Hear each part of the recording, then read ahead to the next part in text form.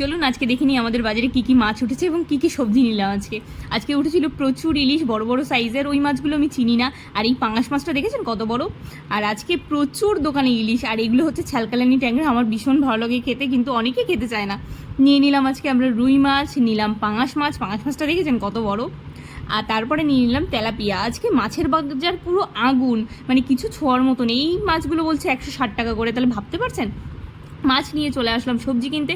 প্রথমেই নিয়ে নিলাম ক্যাপসিকাম, বিনস, গাজর, তারপরে নিয়ে নিলাম আদা, পেঁয়াজ, রসুন। আজকে রসুনের দামটাও খুব বেশি, 30 টাকা করে শোয়া বলছে। নিয়ে নিলাম শাক। আর দেখুন আজকে বৃষ্টি হওয়াতে পুরো বাজার কাদা, হাঁটতেই পাচ্ছি না, থেকে থেকে শুধু পিছলে খাচ্ছি। তারপরে নিলাম কুমড়ো। এনার কুমড়োগুলো ভীষণ মিষ্টি হয়। মা নিল আবার এই বরবটি ভাজা খেতে ভালো লাগে। নিলাম আমরা গাঠি কচু খেতে ভালো লাগে হচ্ছে ইলিশ মাছ দিয়ে। তারপরে নিয়ে নিলাম লঙ্কা, আরও নিয়ে নিলাম পটল। তো আজকের ভিডিওটা এখানেই শেষ করছি। ভালো লাগলে লাইক, সাবস্ক্রাইব।